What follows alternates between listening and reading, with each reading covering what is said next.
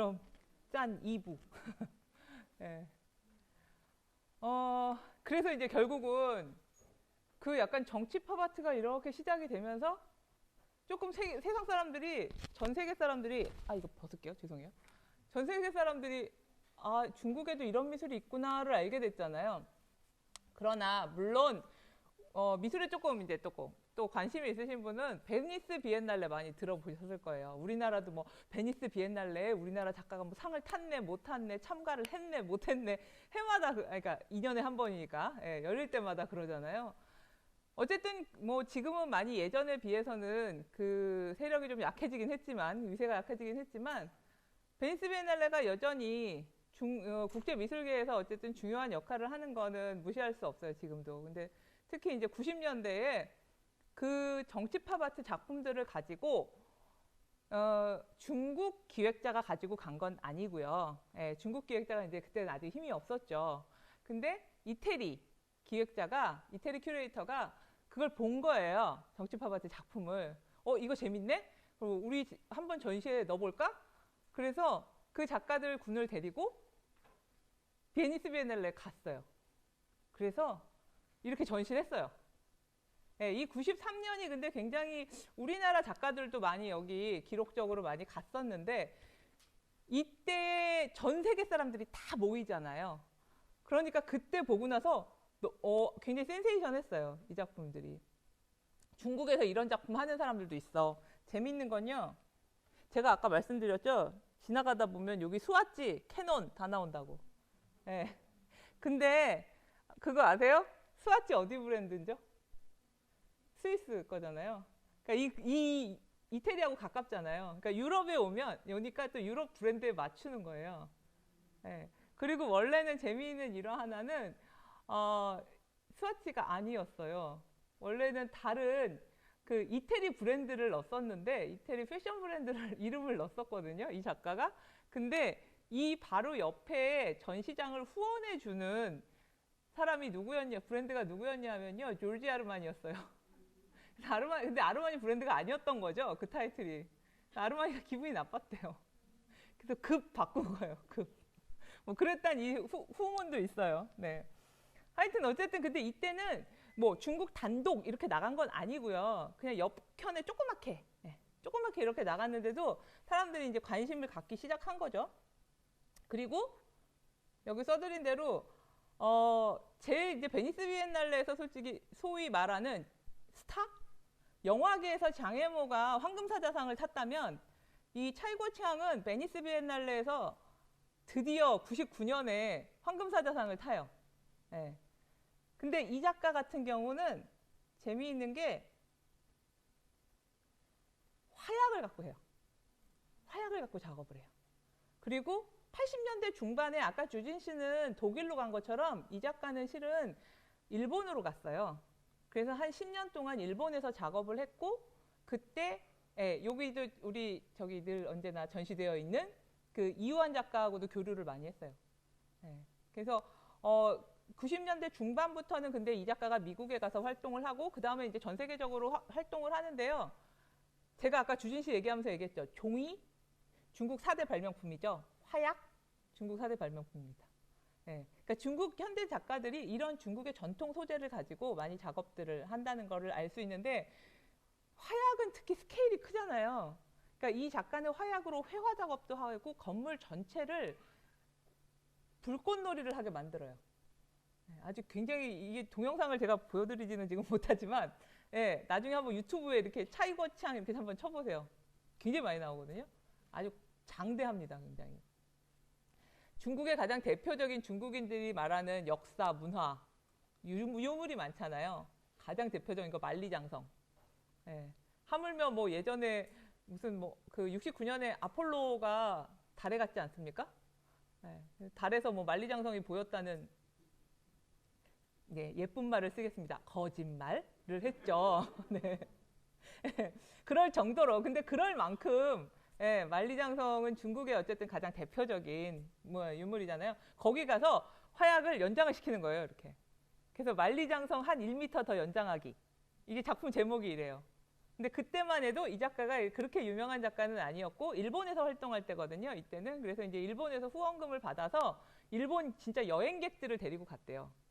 그래서 그 지금도 있는 우리나라로 얘기하면 뭐 하나 투어 이런 데 같은 그런 이제 여행사에서 모객을 해갖고요. 여행객들하고 일반 여행객들하고 다 같이 함께 가서 그 화약선을 연장을 한 거야. 도화선을. 다 연장을 해서 불을 붙여서 작업을 했는데 이 작가를 한번 만난 적이 있어요. 실은. 그래서 이거 허락 받고 한 거예요. 그랬더니 아니래요.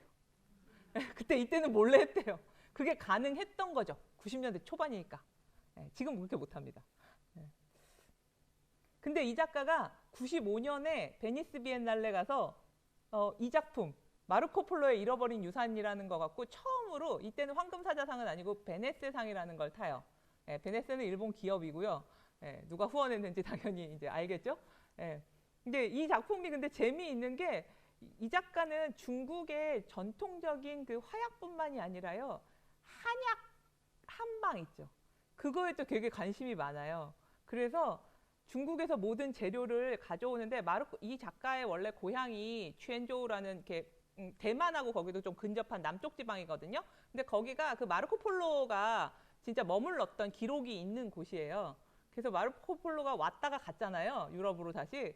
근데 그때 네가 다 동양의 문물을 가져갔지만 뭐 하나 안 잊어먹었어 라고 얘기하고 있는 건 동양의 정신이에요. 동양의 정신은 모르고 갔다. 이렇게 얘기하면서 그 차와 한약 재료를요 중국에서부터 싣고 이 베니스로 와요. 진짜 배에다 싣고 그런 퍼포먼스를 해요. 그리고 지금 보시는 것처럼 여기 자판기 있잖아요. 자판기 근데 서양에서 만든 기계잖아요. 기계 문명이죠. 여기서 한약이 나와요. 누르면 한방 차죠. 이제 한방 차. 그런 게 나오는. 그러니까 마르코 폴로의 잃어버린 유산이라는 작품으로 베네스상을 타면서 주목을 받기 시작하죠. 중국 작가가 무슨 마오 그림만 그리는 줄 알았더니 아니야 얘네 재밌네 이런 것도 하네. 이제 이렇게 세상 사람들이 알게 된 거죠. 그러나 이 작가가 황금사자상을 탄 99년의 작품은요 중국적인 아주 현대적인 인상을 빼놓을 수 없는 작품으로 결국은 타기는 해요. 그래서 중국 내에서도 이제 왈가왈부 사회적인 좀 문제가 되는데 이 작품 쇼주에는요 예전 책들 보면 수조원 그대로 이제 한자 발음으로 해서 수조원이라고도 많이 나올 거예요. 문화대혁명 시대 60년대에 실제로 조각품이에요. 그 문화대혁명 시대에 뭘 얘기를 하냐면 착취하는 지주 그리고 그에 착취당하는 노동자 그들의 모습을 그린 가장 사회주의에서 이제 전형적인 형태를 그린 작업을 한 조각품이잖아요. 근데 그게 중국에서 그때 이제 문화대혁명 시대에 가장 이게 손재주가 좋다는 작가들이 막 모여서 작업을 했어요. 원본은 오리지널은 그렇단 말이죠. 근데 그것을 그대로 이제 패러디해서 이 작가가 이걸 베니스에 가져왔어요. 근데 이걸 기획한 사람은 서양의 기획자였죠. 그래서 이걸 이렇게 해봅시다라고 했고 이걸로 상을 받았는데 맥락은 달라요. 솔직히 이 작가가 의도한 건 지금 사진에는 자세히 안 보이시겠지만 이게 원래 진흙으로 만들었어요. 이 작가는 일부러. 이 찰거창을 일부러 진흙으로 만들어서 완성품도 아니고 막 다 갈라지게 만들었어요. 그래서 그렇게 굳건하게 영원히 갈 것 같던 문화대혁명 시대의 그런 국가적인 상징물이 이제는 90년대 와서는 굉장히 이제 희석되어 버리는 그런 사회의 모습을 보여주고 싶었던 거죠. 이걸 가지고. 근데 이게 상을 타기 시작하면서 중국 국내에는 여전히 보수파가 훨씬 많고요. 기분 나쁘죠. 이런 거 갖고 이제 상을 탄 게. 그래서 결국은 이거는 그리고 너의 원작이 아니지 않냐. 그래서 이거 저작권 싸움이 붙어요. 국내에서. 중국 내에서. 그런 일들이 있었어요. 그러나 어쨌든 이 사건으로 인해서 중국 현대미술은 아주 방점을 찍어요. 중국 현대미술 작가치고 처음으로 베니스 비엔날레에서 황금사자상을 탔거든요. 우리나라 작가도 아직은 황금사자상을 탄 작가가 없는데 타면서 전 세계가 관심을 보이니까 중국 정부가 그때부터 생각이 바뀌는 거예요. 우리는 맨날 정치로만 중국을 전 세계에 알리고자 했는데 아니네. 예술이 훨씬 더 파급력이 세. 애들이 더 많이 알아. 여러분 우리 지금 요즘 몸으로 느끼잖아요. 제가 부산시립미술관 치면 제일 먼저 뭐 나오는 줄 아세요? 유튜브에? RM 나와요. BTS에. BTS RM이 관심이 있는 부산미술관의 작품, 부산시립미술관 작품 이렇게 나와요. 예. 이게 파급력이 다른 거예요. 이제는 세상이 바뀐 거죠. 중국 정부가 이제 2000년대부터 그걸 알기 시작한 거예요. 이걸 기점으로. 그래서 이 작가와의 저작권 싸움이 우야무야 돼요. 예. 그게 중요하지 않아 지금. 이렇게 되면서 이 작가의 또 다른 재미있는 작품이 이렇게 뭐 문화 대욕탕, 그래서 이 작가가 80년대 중반부터 중국 밖에서 살잖아요. 일본에서도 살고 미국에서 살고 그러다 보니까 전 세계 사람들의 이렇게 융합, 공존, 네, 화합 이런 거에 대해서 좀 관심이 많아서 마치 이렇게 목욕탕 안에 주변에는 보면 중국 전통 그릇 괴석이 있잖아요. 근데 가운데는 뭐 서양 사람, 동양 사람 다 같이, 서양 사람들은 이렇게 목욕하는 문화가 같이 목욕하는 문화 별로 없는데 네, 같이 목욕을 합니다. 혹시 관심이 있으신 분은 이 작품은요, 실제로 저기 일본에 왜 나오시마라 그래서 예술섬이 있잖아요. 거기 가보면 있어요, 정원에 진짜로. 근데 겨울에는 오픈 안 합니다, 추우니까. 네. 2000년대 이제 그래서 결국은 중국도 시대적 배경을 보면 많은 것들이 변하죠. 드디어 국제사회에 본격적으로 진입을 해요.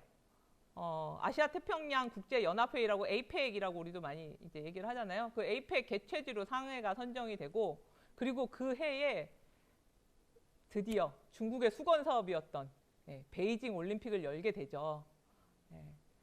이 올림픽을 연다는 것 자체가 그 나라의 국력과 경제력이 어느 정도 성장했는지를 알 수가 있잖아요. 죄송해요, 젊으신 분들 제가 자꾸 옛날 얘기를 해서. 근데 88년의 올림픽을 저희도 우리나라도 개최를 할 때 아주 난리도 아니었습니다. 그 선정될 때 세울이거든요. 기억하시는 분이 계실 거예요. 세울이라고 발표를 하면서 사마란치가. 근데 중국도 그 장면이 계속 나와요. 베이징 결정 났을 때. 그리고 제가 물론 어렸을 때지만 저희도 서울올림픽 준비하면서 계속 얘기했어요. 길바닥에 담배꽁초 떨어뜨리지 마라. 바닥에 침 뱉지 마라. 이런 거 저희도 계속 문화 홍보했다고요. 중국 똑같았어요. 그러니까 계속 중국이 이제 그러던 시대가 왔고요. 그리고 중국 사람들 이제 많이 좀 남성분들이 특히 이렇게 러닝을 이렇게 속옷을 입고 속옷을 또 이제 우통을 벗고 많이들 다니시잖아요. 그거 하지 마라. 이런 게 막 포스터가 막 붙어요. 그러던 시대였고, 그리고 WTO 가입했죠. WTO 가입하고, 그리고 또 이제 올림픽과 또 하나 쌍벽을 이루면서 그 나라의 경제와 정치 수준, 문화 수준을 알려주는 게 엑스포죠. 우리나라도 올림픽 열고 그 다음에 엑스포 열었고요. 우리보다 조금 더 발전을 일찍 했던, 경제 발전을 일찍 했던 일본도 64년에 도쿄올림픽 처음으로 열고, 그 다음에 70년에 오사카, 그때는 이제 만국박람회라고 그랬죠, 엑스포를. 그래서 엑스포 열었죠. 그러니까 그 경제 지표를 보여줍니다. 중국이 2000년대에 그 수순을 밟게 되고요. 그리고 또 하나, 엔터테인먼트의 방점을 찍는 디즈니랜드가 이제 홍콩에 생기고, 그리고 2016년대에 여러분들도 많이 들어보셨는데 상하이에도 이제 생기죠. 그리고 드디어 그 대만하고 단교가 계속 이렇게 물밑으로는 교류를 하는데 정식으로 항로가 뚫리진 않았었어요. 근데 이제 2008년도에 처음으로 중국 비행기가 대만에 갈 수 있고요. 대만, 그러니까 민간 항공기가 공기관이 아니라 민간 항공기가 서로 교류할 수 있는 그게 열리는데, 늘 밝은 면만 있진 않죠, 세상의 모든 것이. 그래서 뭐 2008년에 베이징 올림픽 열리기 전에 5월 달에 스촨 대지진이 있었고요. 대지진은 자연재해지만 그로 인해서 되게 많은 5천여 명이 넘는 사람들이 사상자를 냈는데, 그게 이제 지진 때문만은 아니고 부실공사 때문에 그랬다는 거죠. 그래서 경제 발전으로 인해서 쉽게 말하면 철근 10개 넣어야 되는데 1개만 넣은 건물들, 그런 것들이 이제 발견이 되는 거죠. 그래서 그런 문제들이 대두되고, 또 하나 중국의 소수민족들이 여러 민족들이 있잖아요. 그래서 소수민족들과의 불협화음이 이제 대두가 되면서 위구르에서 유혈 사태도 나타나죠. 그 이후로 여러분들 아마 요즘 그 중국에 가보시면 아셨겠지만, 느끼셨겠지만, 카카오톡도 잘 안 되고요. 그리고 페이스북 안 열리죠. 물론 여러 가지 루트로 열립니다. 그러나 정식으로 열리지 않고 구글 이런 거 안 되죠. 그래서 이제는 철의 장막이 아니라 그 인터넷 장벽을 세웠다고 약간 이렇게 비유해서 이야기를 하죠. 근데 중국도 뭐 인터넷 그 강국이 되어가고 있고, 또 하나 이제 여러분들 2010년에 그 리우 샤오포가 노벨 평화상을 받았죠. 예, 그런데 옥중에서 받았죠, 감옥에서. 그래서 중국 정부가 굉장히 불편한 심기를 드러냈고, 그래서 한동안 스웨덴하고 사이 안 좋았고요. 예, 그런데 결국은 리우 샤오포는 몇 년 전에 이제 돌아가셨죠. 예. 그런 일들이 있었습니다. 예, 그래서 상하이 이제 에이펙 할 때 지금 불꽃놀이 막 튀기잖아요. 네, 이거의 개막식의 감독을 아까 차이거창 그 사람이 그 예술가가 했어요. 안 거죠 이제. 예, 중국 정부도 이게 얼마나 파급력이 센지. 그리고 이 작가가 그것만 한 게 아니에요. 이 베이징 올림픽에서도 해요. 예, 베이징 올림픽 때도 기획을 합니다.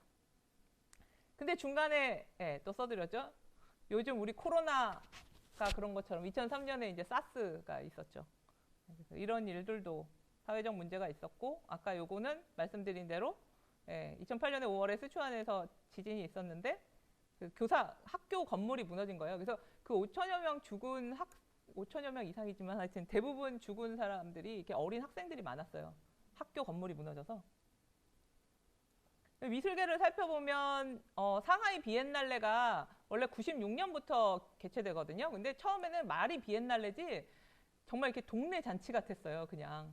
근데 2000년대부터 드디어 이제 국제적인 기획자들, 물론 동양적으로 생겼지만, 네, 요분은 프랑스에서 활동하던 그 호한루라는 중국계 프랑스 사람이고요. 이분은 이제 일본의 그 시미즈 토시오라는 일본의 기획자입니다. 그래서 좀 국제적인 기획자들을 불러서 처음으로 대형으로 이제 상하이 비엔날레를 연 게 2000년이었는데요. 실제 이제 본 전시는 내부는 이랬어요. 네, 상하이 미술관에서 이렇게 전시를 했는데 재미있는 건 그 베니스 비엔날레도 그런데 본 전시관보다요. 그 바깥에서 조그만 공간들에서 열리는 사적인 갤러리들이 있거든요. 그런 데서 열리는 전시가 되게 재미있는 것들이 많아요. 근데 이제 그것과 유사하게 이때 상하이 비엔날레의 외전, 바깥이라고 해서 이제 외전이라고 하는데 그 바깥에서 열린 전시가 오히려 더 센세이션하고 이슈가 됐어요. 네, 요건 상하이 비엔날레가 이제 열렸을 때 타이틀이고 이게 바깥에서 한 전시인데요. 전시에 나왔던 건데 우리는 지금 생각하면 여러분들 이거 그냥 포토샵 해도 될 것 같잖아요. 이 리웨이는 지금도 이런 작업을 하는데 실제로 높은 건물에 올라가 갖고 이렇게 그 와이어줄 같은 거 있잖아요. 그거를 진짜 달고 찍어요, 자기가. 실제로 떨어지는 것처럼. 근데 이거 어떻게 찍은 거냐면 이건 천안문 앞에서 이 사람이 작가예요. 예, 이렇게 유리에 구멍을 뚫었어요. 거울에 구멍을 뚫고 자기 얼굴 이렇게 집어넣고 비추는 거예요. 예, 실제로. 그러니까 어느 게 실제고 어느 게 허상인지 모르게 이런 작업들을 했고요. 이거는 조금 더 그로테스크한데, 네, 실제로 사람이에요. 그러니까 죽은 아이의 시체?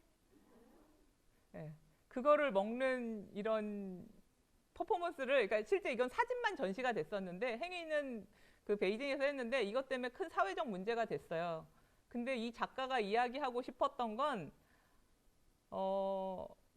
인신매매가 되고 있는 중국의 모습, 그걸 이야기하고 싶었다고 해요.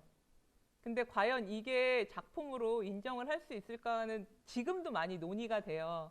근데 이제 중국계 미국에서 많이 활동하는 중국계 그 미술 비평가의 논에 의하면 아마도 이런 여러분들 그 천안에 가면 아라리오 갤러리라고 이렇게 좀 유명한 데 있으세요. 그분이 많이 수집하시는 이 데미안 허스트가 우리에게 이름을 알려준 실제로 상어를 잡아서 이 포르말데히드 안에 넣고 죽음에 대해서 이야기를 하는 그런 작품이거든요. 그러니까 이게 영국 작가인데 이런 것들을 아마 매체를 통해서 중국 작가들이 보고 좀 이렇게 오역한 것이 아니냐 이렇게 논하는 사람들도 있긴 합니다. 근데 실제로 인신매매가 많이 이루어졌던 그런 중국 사회가 그런 시절이 있었어요. 그래서 그것을 부정할 수는 없어요, 솔직히. 그래서 그런 면들이 이제 예술가들도 시도를 해본 거죠. 물론 도덕적인 문제가 걸려 있지만. 그리고 2000년대 중반이 되면 베니스 비엔날레에서요 중국관을, 그러니까 그 국가관을 연다는 건 의미가 커요. 국가관 없는 나라 많거든요. 우리나라 있습니다. 네, 당연히 우리나라 있는데 우리나라가 1995년에 개관했어요. 이거보다 딱 10년 전에. 근데 중국이 이제 2005년이 돼서 얼마나 파워가 세졌냐면 이때의 그 개막식 행사가 어마어마했어요. 온 전 세계 미술계 컬렉터들, 후원자들이 모여서 다 돈을 대갔고요. 베니스가 물의 도시잖아요. 그래서 거기 유람선까지 띄우고 그럴 만큼 어마어마한 큰 행사를 했습니다. 원래는 2003년에 하려고 했는데 이제 아시다시피 사스가 나서 중국 작가들이 못 갔어요. 그 해는. 그래서 그럴 만큼 이제 중국 미술의 파워가 자리 잡았다는 것을 알 수가 있죠. 그 유럽에 그 당시에 많은 후원금을 댔던 후원가들이 이제 베이징이나 상하이에 가서 미술 공간을 열어요. 지금도 있습니다, 많이. 미술관들이나 갤러리들이 유럽인들이 많이 후원금을 대서 만든 것들이 있거든요. 울렌스, UCCA 이런 것들이. 이 보면 2005년에 오프닝 할 때 여기가 중국관이고요. 뒤에 보이는 건물이 거기 앞에 정원에서 제가 아까 중국 하면서 주진슈도 그 가운데 대나무 됐다고 했잖아요. 이거 대나무로 집을 만든 거예요. 이거는 건축가가 만든 작업인데 굉장히 이제 스케일이 이때부터 어마어마하게 커지죠. 이거는 참고로 우리나라 한국관 안은 이렇게 생겼어요. 베니스 비엔날레 우리는 이렇게 유리벽으로 돼 있어요. 그리고 비엔날레뿐만이 아니라 전 세계적인 이제 굵직굵직한 그런 미술관들에서 중국 작가들의 개인전이 열리는 거예요. 단체전이 아니라 이제 개인전이 열리는데 그 화약 작업을 했던 차이고치앙이 구겐하임에서 2008년에 개인전을 열어요. 우리나라 이우환 작가가 유일하게 2011년에 우리는 이우환 작가가 열었는데요. 그거보다 좀 빨랐죠, 차이고치앙은. 이 전시에서는 물론 화약 작업도 있었지만 이런 설치 작업들이 많았어요. 특히 보시면 지금 이 헤드온 같은 경우, 헤드온 같은 경우는 여기 앞에 유리판이 있거든요. 이 맨 앞에. 근데 이 작가가 그 베를린 장벽을 연상하면서 이렇게 승냥이 떼들이 막 이게 다 박제한 거예요, 실제로. 박제한 것 같은 그런 걸 만들어서 조형물을 만들어서 거기 안에 부딪히는 그런 작업을 시도했습니다. 그리고 이것은요, 이 작가 같은 경우는 그러니까 스케일이 어마어마하게 커진다는 걸 제가 보여드리고 싶었던 게, 이 아이웨이라는 작가는요, 중국 사람을 1,001명을 중국에서 독일로 데리고 가요. 그러니까 베니스 비엔날레가 이태리의 가장 큰 미술계의 행사라면 독일에서 가장 큰 미술계의 행사가 카셀 도큐멘타가 있거든요. 이건 5년에 한 번씩 열리는데 여기에서 2007년에 그냥 평범한 사람들이에요. 인터넷을 통해서 모집을 해요. 그리고 그 비용과 그런 거 다 대줘요. 그래서 2주 동안 데리고 가는 거예요. 그래서 그 사람들이 카셀에 가서 이렇게 그냥 살아요. 2주 동안. 특별한 거 없어요. 특별한 거 시키지 않아요. 근데 이 사람들의 모든 행동, 그 동네 카셀에서 돌아다니면서 그냥 하는 행동들, 그게 하나의 작품인 거예요. 그래서 작품 제목이 동화예요. 페어리테일. 과연 그러니까 이거에 대해서도 나중에 근데 찬반양론이 많아요.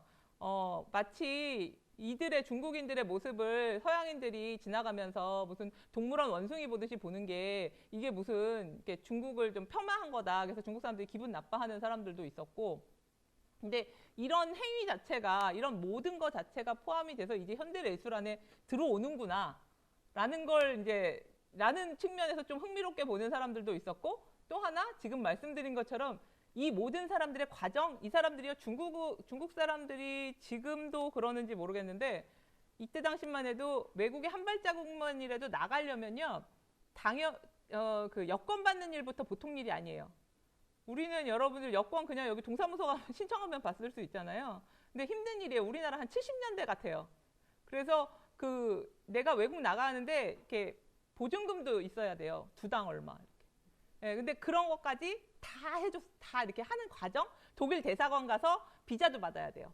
우리는 독일 가는데 노비자잖아요. 근데 비자도 받아야 되고 그런 과정들. 그게 다 그냥 작품이에요. 그래서 영상 작업도 있어요. 그러니까 이런 게 미술 안에 이제 들어온다는 거.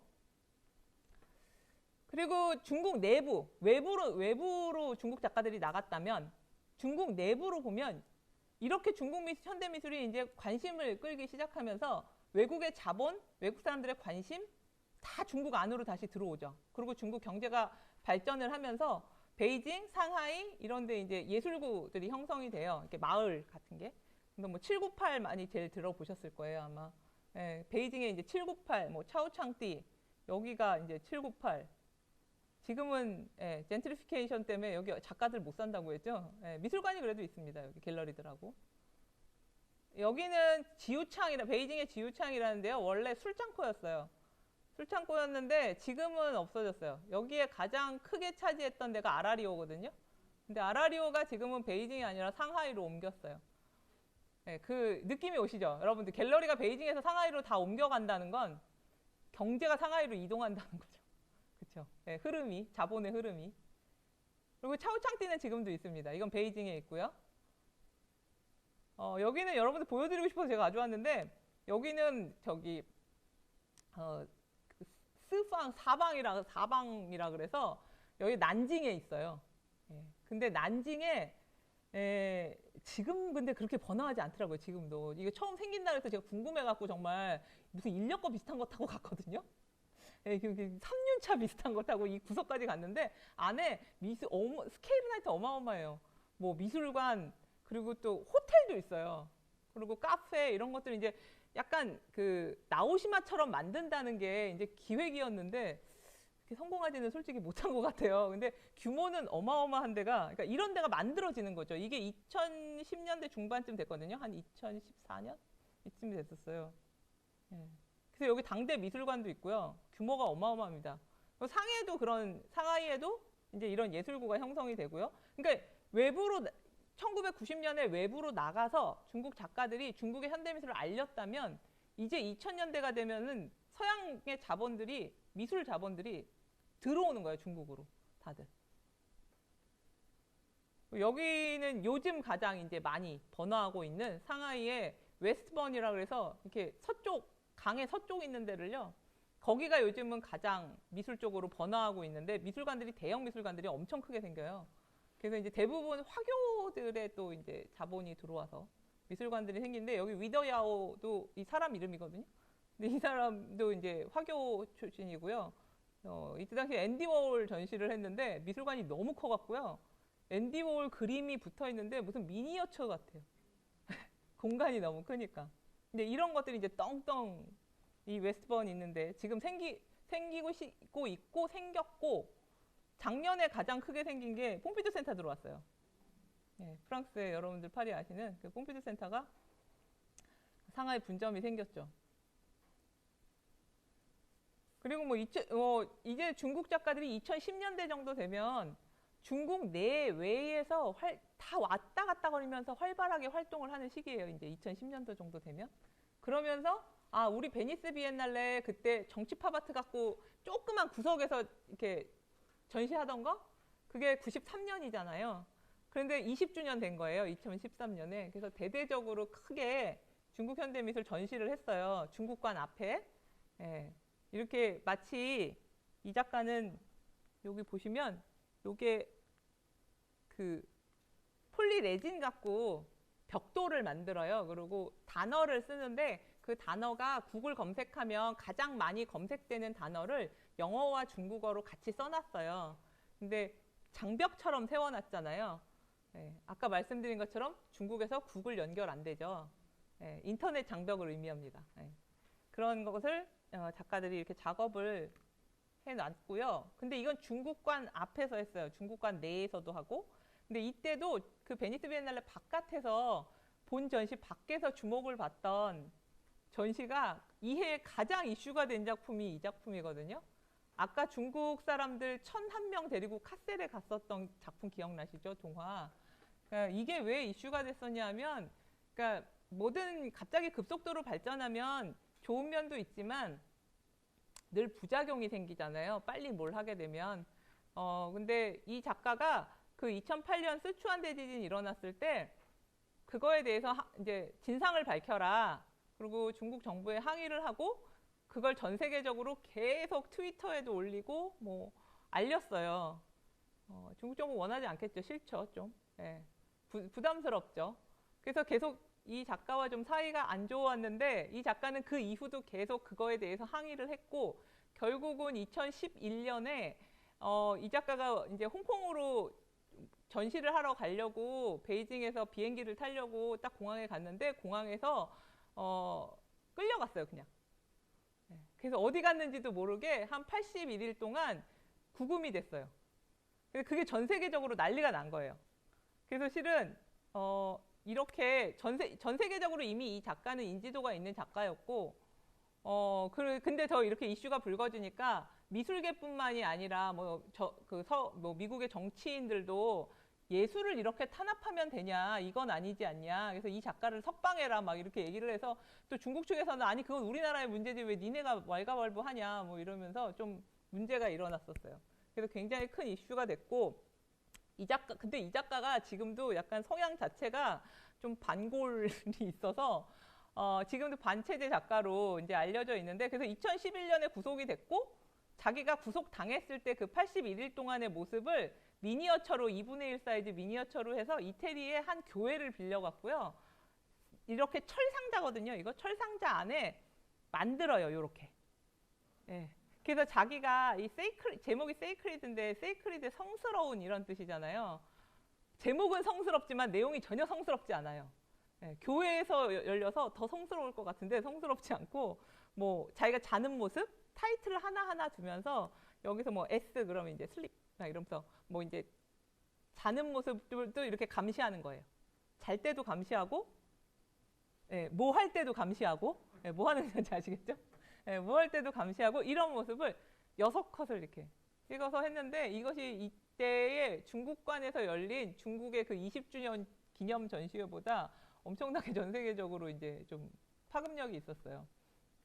그래서 예술이 과연 정치와 또 이제 어떻게 맞닿아 있느냐, 예술이 사회에서 어떤 모습을 보여주느냐, 예술이 어떤 역할을 할 것인가, 이런 거에 대해서도 많이 논의가 되는 단계에 이르는 거죠, 중국도. 뭐 이 시기에 미술뿐만이 아니라 여러분들 아시다시피 2010년도 되면 우리나라 아직 못 받은, 중국이 또 이제 노벨문학상 또 받잖아요, 모엔. 여러분들 많이 아시는 그 붉은 수수 받은. 근데 모엔 같은 경우는 이제 친정부적인, 친중국적인 작가예요. 정확히 따지면 중국인으로서 처음 노벨문학상을 받은 거는 까오싱지엔이라고 2000년에 받은 사람이 있거든요. 근데 그 사람은 그 천안문 사태 이후에 프랑스로 망명을 했고 90년대에 국적을 프랑스로 바꿔요. 그래서 2000년에 탔을 때는 국적은 프랑스인 거죠. 그래서 이제 중국으로 기록이 안 되었고 중국에서는 그거를 얘기를 공개적으로 하지 않았는데 공개적으로 뭐 중국 국적을 가진 작가는 모엔이 처음 받은 거죠. 근데 아까처럼 그 IOA처럼 이제 중국 정부의 여러 가지 이제 정부 정책의 문제들에 반하는 작업을 하는 작가가 있는가 하면 또 국가 행사에 적극적으로 참여하는 아까 불꽃놀이처럼 화약 작업을 했던 차이골치앙이나 뭐 장혜모 감독 같은 그런 작업을 하는 예술가들도 있고 그러니까 중국이 이제는 예술이 한쪽 방향으로 흐르는 게 아니라 양쪽 쌍방향으로 흐르고 국제사회에 이만큼의 위력을 갖고 있는 그런 모습을 지니고 있게 된 거죠.